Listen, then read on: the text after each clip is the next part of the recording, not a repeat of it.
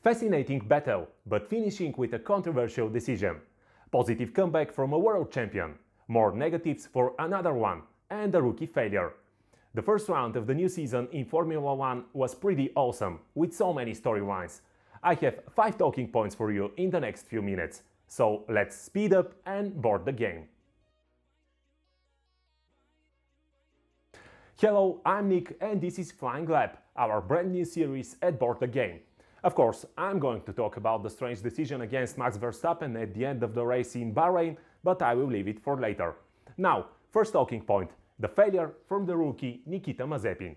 I don't want to question the talent of the Russian pilot driving for Haas, but in his debut race in F1, he did nothing to change the opinion of fans and analysts who have doubts about his potential.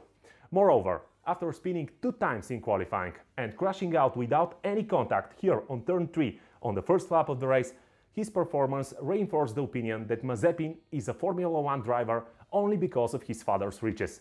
His money are hugely important for the American team, and that's how his son got a chance to be in the most prestigious championship in the world of motorsport. Just look at his career stats. In 184 races since his debut in 2014, he won only 8 times, just 24 podiums and only 1 achieved pole position during qualifying. Mazepin's highest finish in an overall standings is a 3rd place in GP3 for 2018, and he came in F1 after only a 5th place finish in Formula 2 in 2020. Does he have what it takes to be successful in F1?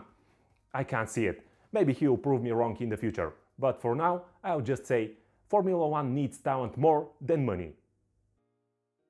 So, to the main talking point before looking at the legends. As many fans, I also think that the decision from the race control against Max at the end of the race was too harsh. But that's not the main problem, and here's why. Max went for the overtake in turn 4 from the outside, and Lewis pretty much kept the ideal racing line. Yes, he forced Max wide, but the world champion wasn't aggressive more than what's allowed in the rules. And remember, it's an obligation of the pilot who is overtaking to find the space around his opponent. And if you watch the replays carefully, you will notice that Max had the chance to turn into the track limits, but he was looking for speed, so he went out wide.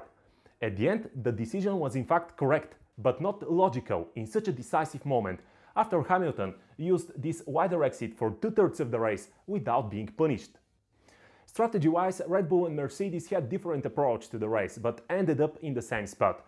Yes, Max caught Lewis in the last laps, but because he needed to be fast after his second stop, he used more of the tires and had only 1 chance to overtake for top spot. And there is a logical question.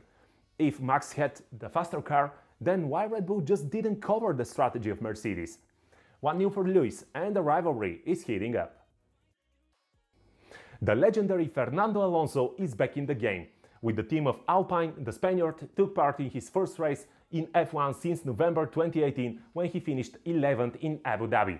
Well, this time he wasn't able to finish because of a stuck sandwich package in his rear brakes, so unlucky. But he did an amazing job in qualifying, getting into the top 10 despite nobody expecting it. At the start of the race he even won some places, jumped to 7th and then dropped back.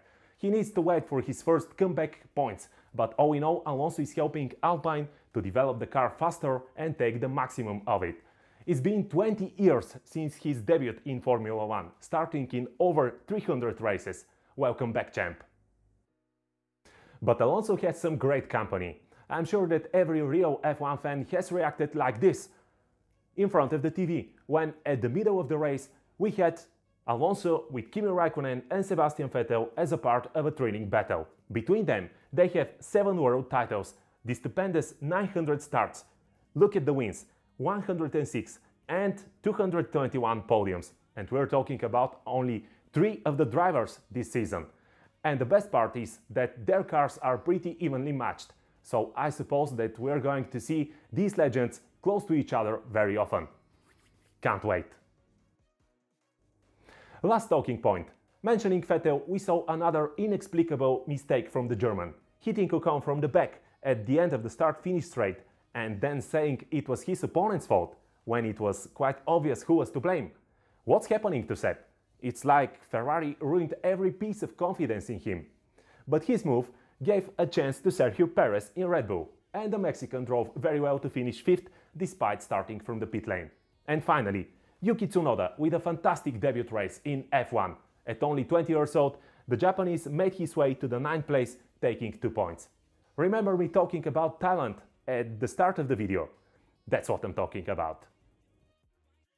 That was only the beginning in Formula 1. And don't forget that we have 22 more races in the calendar for this year. And when I see something interesting, I will try to distribute it to you as soon as possible. Thanks for watching. Like, comment, share and subscribe. See you next time in Board the Game.